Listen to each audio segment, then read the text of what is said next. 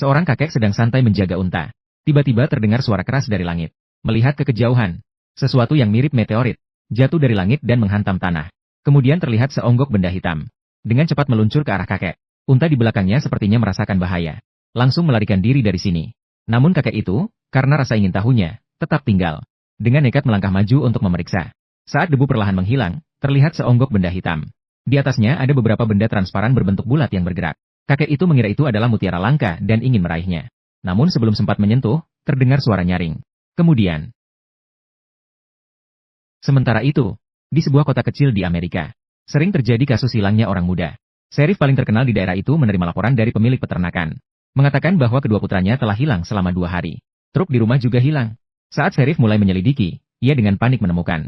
Di atas ladang jagung di depan, terlihat banyak gagak berputar-putar. Seolah-olah ada sesuatu di bawah yang menarik perhatian mereka. Untuk melihat lebih jelas, Serif memanjat ke tempat yang lebih tinggi. Begitu melihatnya, rahangnya ternganga. Terlihat di bawah gagak yang terbang. Muncul sebuah pusaran besar. Maka ia pergi memeriksa bersama asistennya, Hei Mei. Begitu sampai di sini, ia menemukan tak terhitung batang jagung. Dipatahkan secara teratur membentuk lingkaran. Di tengahnya terdapat sebuah lubang dalam. Anehnya, daerah ini jelas merupakan tanah hitam. Namun di atas lubang dalam itu dipenuhi pasir putih.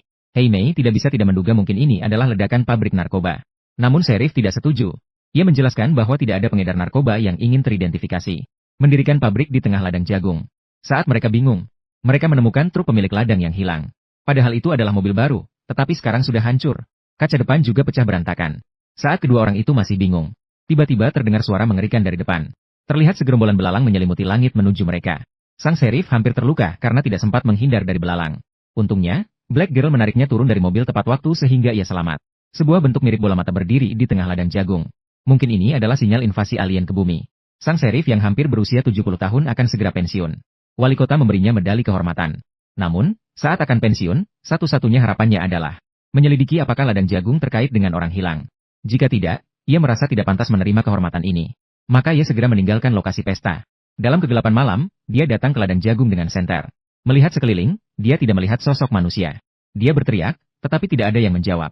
Anehnya, sekelompok gagak tiba-tiba terbang karena sesuatu. Kemudian, permukaan tanah bergetar aneh. Sang Serif berjongkok dan mulai menggali ke arah getaran itu. Setelah menggali cukup lama, dia tidak menemukan apa-apa. Ada sesuatu yang mencurigakan di bawah sana. Saat dia masih bingung, di dalam pasir di belakang, tiba-tiba muncul sebuah tentakel hitam. Ketika dia berbalik, satu lagi muncul di belakangnya. Kemudian, Serif yang malang ini tewas seketika. Sementara itu, anak-anak di sekolah juga mengalami keadaan aneh. Mereka semua mengeluarkan darah dari hidung. Anak-anak berteriak keras. Guru yang mengawasi di panggung menjadi